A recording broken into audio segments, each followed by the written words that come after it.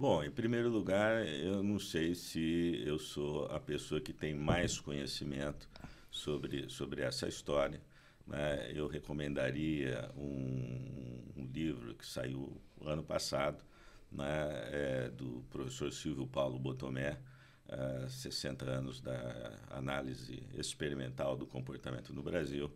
É um livro bastante completo, né, e de uma pessoa que viveu, né, grande parte dessa história, né, de uma forma muito dedicada, muito profunda. Mas eu tenho a minha visão pessoal, a minha história pessoal dentro da análise do comportamento, que às vezes coincide com a do professor Botomé, que foi meu colega e também professor na época que ele estava começando a carreira de professor, e outras que ele não teve, principalmente a minha experiência no exterior, né? E eu fiz, como você muito bem disse, a graduação em psicologia na PUC de São Paulo, no início da década de 70. Né? Fazia, naquela ocasião, apenas 10 anos que a análise do comportamento tinha sido introduzida no Brasil pelas mãos e cérebro do professor Keller, que encontrou um pequeno grupo de pesquisadores muito receptivos às ideias que o professor Keller trazia então. O professor Keller era professor da Universidade de Colômbia, nos Estados Unidos, e tinha sido parceiro do Skinner, que estava em Harvard, né, durante muitos anos, né, nos anos críticos do desenvolvimento da análise do comportamento. E 10 anos, naquele período, na década de 60, em uma época complicada na história do Brasil, né, não representavam um tempo muito grande, né, como representa hoje, né, principalmente com toda a tecnologia que nós temos, que na época, evidentemente, não havia. Né? Então, houve um progresso muito pequeno da análise do comportamento. Não digo que não houve progresso, mas um progresso muito pequeno por esse período de 10 anos. Né? E aquilo que nós tínhamos que absorver da análise do comportamento, por aquilo que até aquele momento tinha sido produzido pela área, né, era muito pouco tempo. Né? E nós sabíamos muito mais na época a respeito, como o próprio Carlos já disse, né, a respeito da análise experimental do comportamento com sujeitos infra-humanos, né, com animais de laboratórios. Sabia muito a respeito disso. O Skinner já tinha lançado toda a base da análise do comportamento baseada em estudos experimentais conduzidos com animais infra-humanos, né? Mas o meu interesse era clínica, né? Era a parte clínica e com base sólida, com base experimental. Então eu tinha esses dois interesses, aquilo que a clínica poderia oferecer. Né?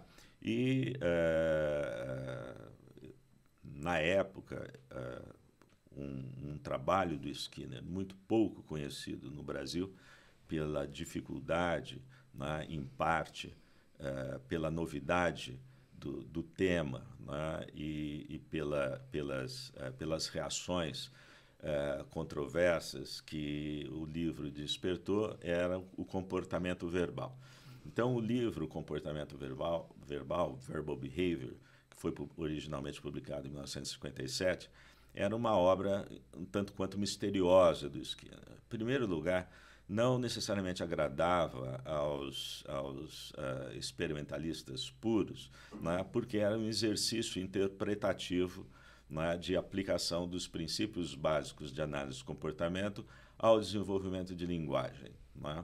E, por ser um exercício interpretativo e não algo baseado em dados empíricos, a comunidade tinha uma certa restrição em aceitar. Por outro lado, havia críticas muito contundentes, principalmente da área de linguística, a respeito desse livro. Não é? E esse livro teve grandes dificuldades em encontrar um público favorável a ele. né?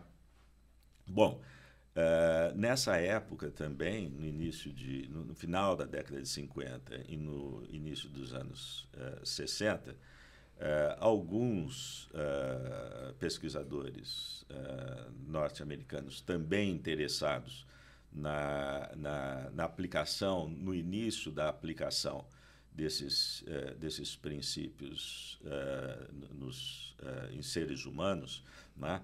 Que, como o Skinner dizia, a análise experimental do comportamento só faz sentido se ela for útil a seres humanos, né? E o início foi sempre considerado um início, né? E não o final, e não o objetivo terminal do trabalho científico. Né? Então, alguns autores começaram a executar esse trabalho com seres humanos, né? E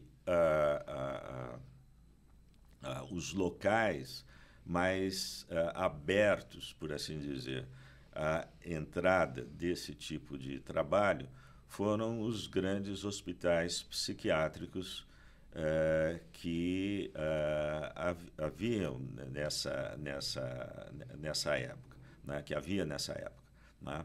Então, esses hospitais psiquiátricos eram hospitais que eram segregados da sociedade. Eles eram, de forma proposital, construídos em cidades pequenas, né? Onde o impacto econômico era considerável, porque, sendo grandes hospitais que abrigavam milhares de pacientes, eles geravam uma economia local, empregavam muita gente que requisitavam treinos na área de enfermagem, na área de psicologia e cursos técnicos, vinham junto, enfim, uma série de vantagens para essas cidades pequenas que ficavam em locais remotos, né? Eu, particularmente, trabalhei em 2 deles, uma na província de Manitoba, no Canadá, e um no estado de Kansas, nos Estados Unidos, muitos anos mais tarde, onde, em ambos os lugares, eu fiz trabalhos de pesquisa. E essa entrada nesses hospitais foi muito favorecida pelo fato de que, nesses hospitais, não se fazia absolutamente nada com relação ao tratamento dos indivíduos que lá estavam, né? A não ser tratamento farmacológico. Né? Então, era comum que nos ambientes desses hospitais, né, conforme descreve muito bem, né, a versão brasileira, né, no livro O Holocausto Brasileiro, da Daniela Arbex, né, o cheiro em muitas das alas, né, lembrava o cheiro impregnado de urina, fezes e de medicação, né, tudo isso combinado, né, era um cheiro, um odor único, né, e, portanto, nada se fazia além disso, né, e os medicamentos, em geral, mantinham, né, os pacientes sossegados, por assim dizer, né, tranquilos, mas isso não ajudava a desenvolver, né, nenhum outro tipo de repertório socialmente importante para eles, né, elas. E com a chegada das pessoas que trabalhavam com análise do comportamento, um dos pioneiros foram os autores Ayon e Michael, que publicaram em 59, se não me engano, um trabalho sobre treinamento de enfermeiros psiquiátricos nesses hospitais, né, e mostrar os resultados positivos, né, da aplicação de princípios baseados em análise do comportamento no desenvolvimento de repertórios socialmente adequados, né, para essa população.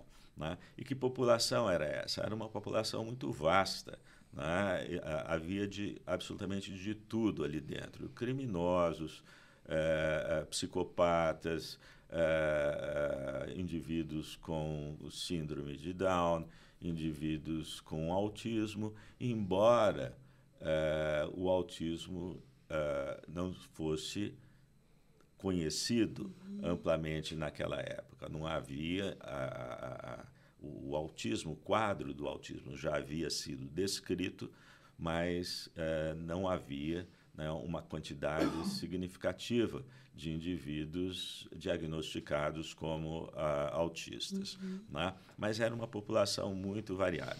Então, esses princípios foram aplicados, né, independentemente da classificação, independentemente do diagnóstico, porque a análise do comportamento olha para o comportamento. Ela é aplicada a qualquer tipo de comportamento, desde que seja operante, né?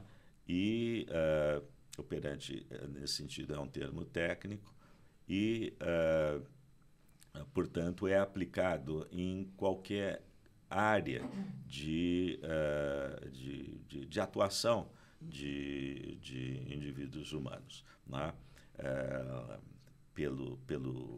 Pela divulgação atual, né, a respeito da prevalência do quadro de autismo, muita gente pensa que a análise do comportamento é aplicada somente ao autismo.